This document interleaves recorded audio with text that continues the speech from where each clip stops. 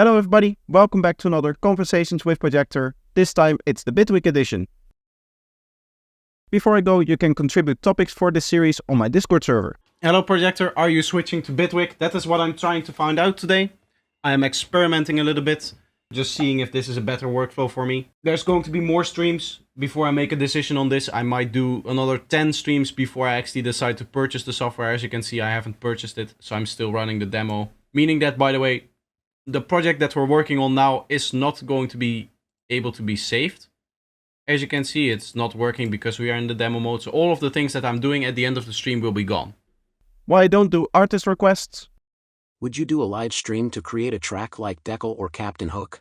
I did do a video long time ago about Captain Hook, but I no longer do like artist requests, because I found that usually people just use it to copy an artist, and that's not something that I want to contribute to, because I think that getting your own sound and trying something new, trying to experiment and try to make something of your own is very, very important. So I don't want to really contribute to, I guess, people copying other people's work. Why I don't work with MIDI clip looping? Okay, so then I don't want to have loops, because in Ableton I like working with individual clips.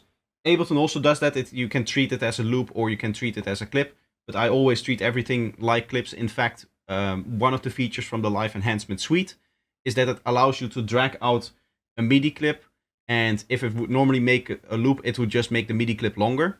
That is really nice. So instead of having the looping feature like you have over here, anywhere where you drag, it will just make a normal one, like we see over here, which is really nice in that it just extends the clip, and then you can make edits to whatever you need, essentially, which in my opinion is a better system than using the loops. But maybe if I start working in Bitwig, I'll use the loops more.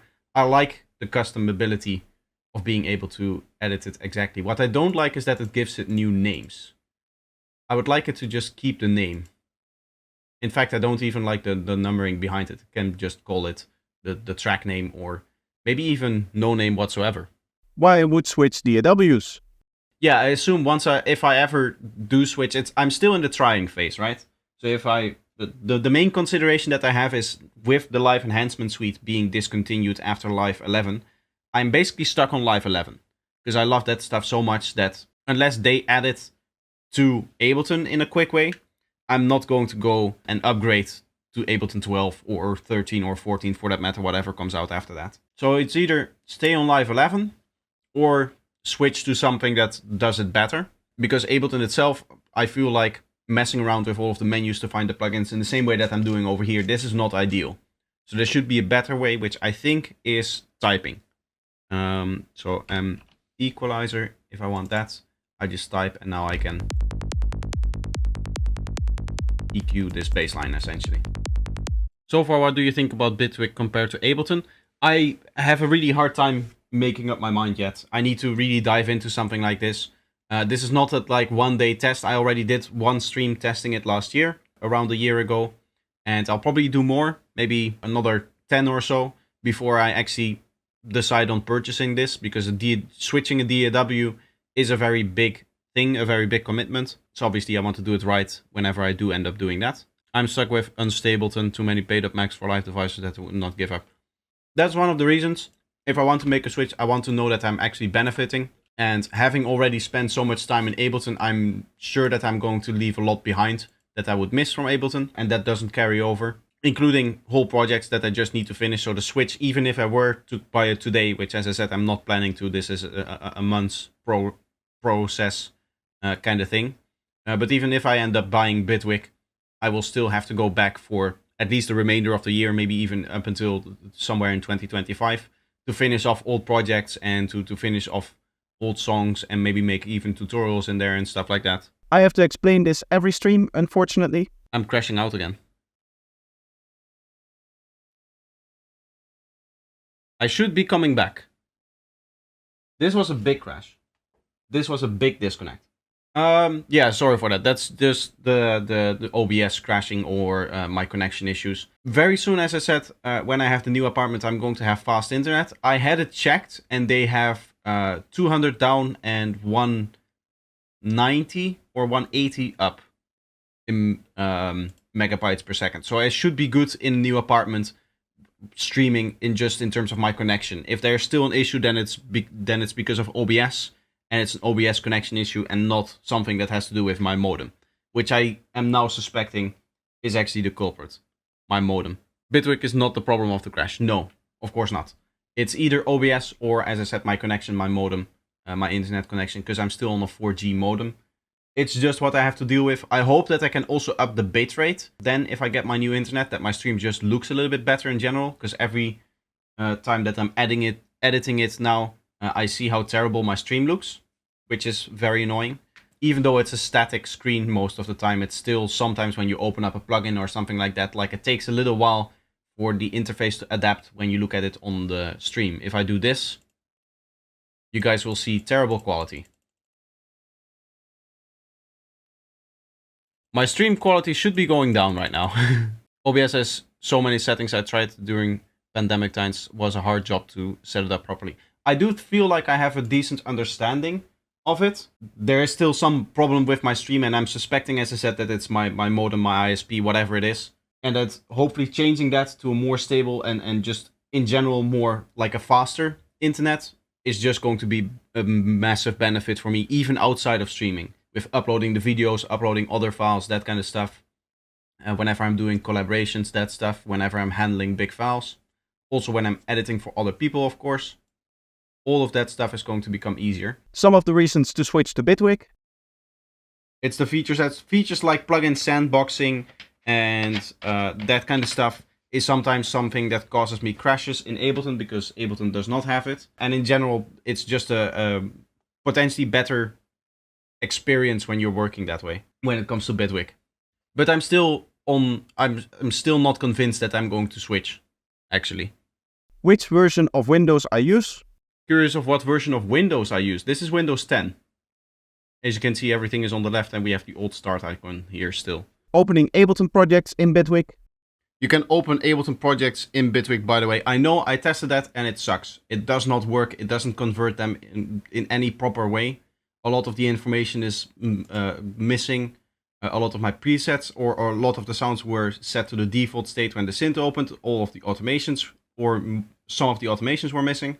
There were a few, but it just didn't work whatsoever. Explaining MTurboReverb.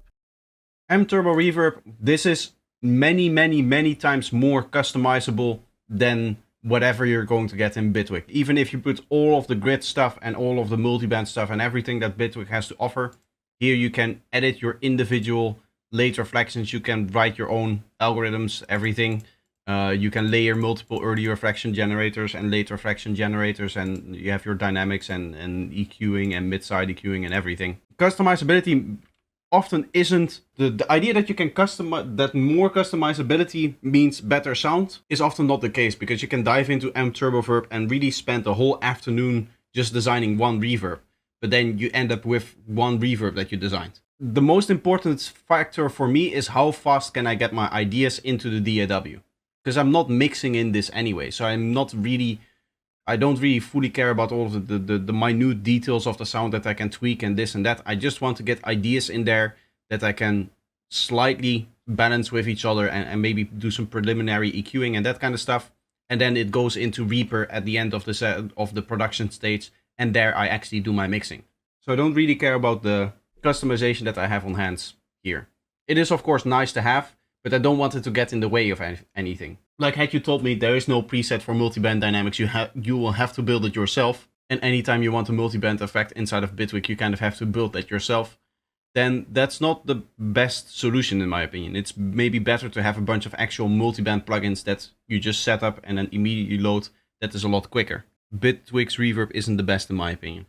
If you want a better reverb, I highly recommend MTurboReverb. It is a little bit expensive. I think not even that expensive for what it offers, but basically any reverb that you want to create or emulate, it can even analyze impulse responses and rebuild the reverb from scratch for you, if I'm not mistaken. But MTurboReverb can do it all. It is the best reverb. And that's not just for me. Ben Jordan recently did a video on ranking different reverbs, and he also said MTurboReverb is the most versatile reverb. Channel developments of May. Here you can see the thumbnails that I've been working on today for the new series of conversation with Projektor episodes. For those that don't know, that series is going to move to a different channel, because on the main channel it is not really performing very well. Like, not everybody is interested into it, and therefore people don't really click on it. So what I'm going to do is I'm going to try maybe a little bit of a different, as you can see, this is kind of like the format that I'm going for. And I just kind of want your opinions on the thumbnails, if they're standing out, if you can guess what they're about from the thumbnail itself. Some of them have text in them, of course, so you can see exactly what it's about. But there's 8 different thumbnails. There's going to be 2 streams divided up into 4 episodes each, and they're all going to be like 20 minutes long, maybe 15 to 20 minutes long per series, and there will then be maybe like 6-7 topics per video. And then usually what I do is I'll have a few small ones and a few big ones. So there's a few long ones in there where I talk for maybe a couple of minutes. And then there's 1 or 2 that is just like a very short one where it's maybe like 30 seconds or something like that. Just stream moments so that people have a way to rewatch certain parts of the stream which are actually interesting, where I actually have an interesting conversation. So that's what I've been up to, and that's going to go on its own separate channel. I'll probably post the first one tomorrow. There's another thing happening tomorrow, and that is that in the month of May, I'm going to be releasing 2 shorts a day as opposed to 1 short a day. I'm going to try to do a little bit of an experiment. There's a few things involved with that, in that right now, when it comes to my YouTube analytics, most of my views happen on a certain period. As you can see, most of my views happen on the afternoon here and in the evening, roughly. And there's almost no views for me during the night. So what happens usually is at midnight, my views suddenly drop down. I might get 300 views an hour up until like midnight, and then it goes 100 for midnight to 1, and then it may go 90 or 80, and then it goes even lower still. So what I want to do next is I want to try mitigating that effect a little bit. But that's the one thing that I want to try. I want to try to up these numbers a little bit and make it a little bit more stable in terms of when I'm getting views. And the second thing is I just want to see what it does for the channel if I'm just posting double the amount of shorts. So for a month, I'm going to be doing that. It is taking a lot of preparation, and I prepared the whole month of April for that, finding extra sounds, finding extra like funny intros that I can do. So there will be one of the funny intro ones and one of the normal or the non-funny intro ones shorts per day. I'm not going to do any sample challenges and stuff like that because those take very long to make. I just want to focus on the shorts that I can now do quickly, which is the ones that have the funny intro and the ones that are just normal explanation of something in music production. So there's going to be 2 shorts, one normal one and one with a funny intro every day, and I'm going to alternate. So there will always be a short on the same time that they're coming out now, and then there will be one in the evening. So hopefully that second one in the evening fills up a little bit of that gap where I'm getting fewer viewers. So that's essentially what is going on in the month of May for me. That's also when I'm going to be uploading all these videos over here to this second channel, but I'll probably post a few of them to the main channel as kind of like a community post so that you guys can find it as well. And then from there, the algorithm should start to distribute them amongst my viewers as well, at least the ones that are interested in this particular content, the content that I make from the stream. Final thoughts on Bitwig. You kind of did it in a really convoluted way. You just needed to add in dice random where you put all the CC 1 to 10. I know, but this is more fun. This is more combining different things and trying out different ideas. At the end of the day, I'm not really trying to get the best project out of this or the fastest like exact workflow right now. That is something that will develop over time. Right now, what I'm just doing is just experimenting and seeing if I can get my ideas to actually come into the DAW and to become some kind of music. That's the whole point of I want to say this stream, but these streams, because as I said, I am going to be doing more of these. Because 1, I find it fun, and 2, it's a great way for me to see if the Bitwig way of doing things is just better to me than Ableton. Right now, I am on the fence. I would say there are some cool things in here, but it feels like some of the interface, some of the ways that Bitwig handles different things is a little bit convoluted, is a little bit strange maybe. And I would need to see what it would mean for me to switch over fully. I cannot judge that in one stream, so I would be doing more of them. And even then, you don't really get a good idea unless you like really spend like a year actually producing in it as your main DAW. And as I said, even if I switch, It will probably be like mid 2025 when I would be fully on Bitwig, because all of the other work that I still have to do inside of Ableton, all of the projects that I still need to finish in there, that kind of stuff. You get that with every DAW. Exactly. And that's why we need to test these things before we actually make such a drastic decision to just splurge. I don't even know how much it is. It's like $500 on the whole thing. How much is Bitwig? Bitwig Studio with everything is $400. If there's a Bitwig update, do you have to buy it again just like you do in Ableton? 12 months of free updates, future-proof. All Bitwig Studio updates in the following 12 months are free. Okay, so you would get 1 year of updates then. Just kind of like Reaper has. But with Reaper, it's one major version. So I bought Reaper when it was in version 6. I got Reaper 7 for free. You get a year's worth per purchase. Yes, that is a good system. That's better than Ableton does, where you pay once and then for every upgrade you have to pay again. That's also another selling point, of course. But that being said, not spending any money and staying with Ableton 10 is still a cheaper alternative, right? And it's not like I am like really looking to switch away from Ableton. That maybe should be made clear here. I'm not looking to move away from Ableton, because at the end of the day, Ableton allows me to write the music that I want to write in a very, very quick way. So I would need to be convinced that there is a quicker, better way of writing my music that I can switch to. Just takes time to learn if that's actually what is happening inside of Bitwig, if I actually write better, quicker music inside of Bitwig. I am not disappointed with the features that I have inside of Ableton. I'm not looking for more stuff. I am not out of inspiration. I'm not out of creativity. The only thing that really worries me is how future-proof it is. And it's getting less future-proof with the day, it feels like.